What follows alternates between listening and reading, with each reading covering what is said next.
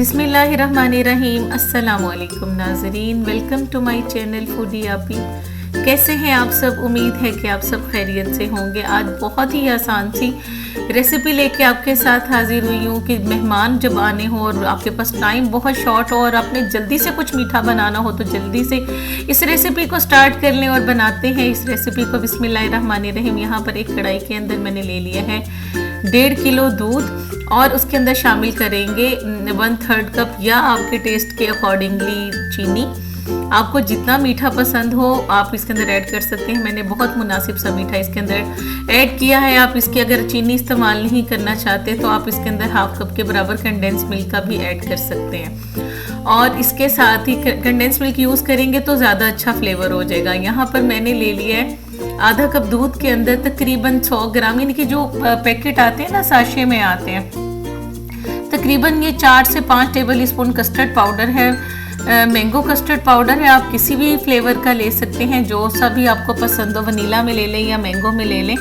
आपने इसको इतना थिक बनाना है कि ये बहुत ज़्यादा थिक भी ना हो और बहुत ज़्यादा थिन भी ना हो, बहुत ज़्यादा रनी फॉर्म में भी ना हो। बिल्कुल थोड़ा थोड़ा सा करके ऐड करते जाएंगे और इसको मिक्स करते जाएंगे ताकि इसके अंदर लम्स ना रहे। अच्छी तरह मिक्स करेंगे और इसका बड़े मज़े का एक कस्टर्ड हम रेडी कर लेंगे। और इसके साथ ही अगर आप चैनल पे नए हैं तो चैनल को ज़रूर सब्सक्राइब कर लें और बेल आइकन को ज़रूर प्रेस कर लें ताकि ये आसान सी और मज़ेदार सी रेसिपीज़ आप तक रोज़ाना पहुंच सके। और इसके साथ ही इसको अच्छी तरह से हमने मिक्स करना है। इसको आपने ढेलियों की फॉर्म में ऐड नहीं करना, बस इतना पकाना है 5 से 7 मिनट के। ये देखेंगे इस कंसिस्टेंसी में आ जाए और बस जी फ्लेम कर देंगे ऑफ और इसको करेंगे ठंडा और इसके ऊपर बलाई को नहीं आने देंगे।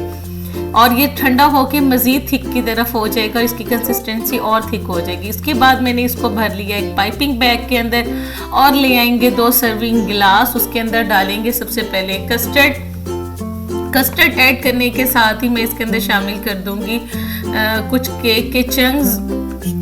आप कोई भी टी केक ले सकते हैं, ये मैंने घर में ही केक बनाया था, वो मैंने इसके अंदर ऐड कर दिया। जो स्पंज होता है ना वो इसके अंदर ऐड कर देंगे और इसके अंदर इसको थोड़ा सा जूस के साथ सोक कर लेंगे। अगर आप जूस के साथ सोक करते हैं ना तो पाइनएप्पल जूस के साथ या फिर किसी भी ऑरेंज जूस के साथ, मैंगो जूस के साथ अगर आप सोक करते हैं तो इसका फ्लेवर बहुत मज़ेदार सा आता है।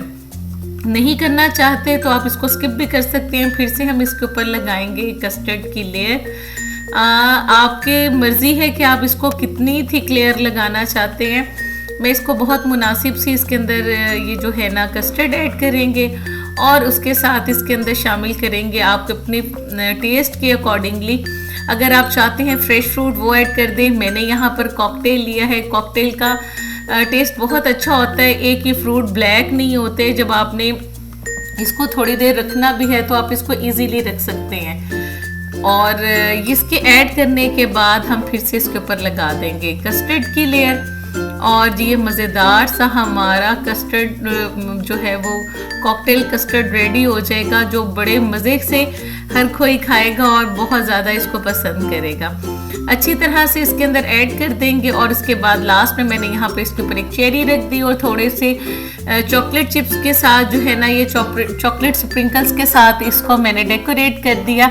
तो ये मज़ेदार सी रेसिपी हमारी आज यहाँ पर कंप्लीट हो गई। तो आपने इस रेसिपी को ज़रूर ट्राई करना है और मुझे फीडबैक ज़रूर देना है कमेंट सेक्शन में।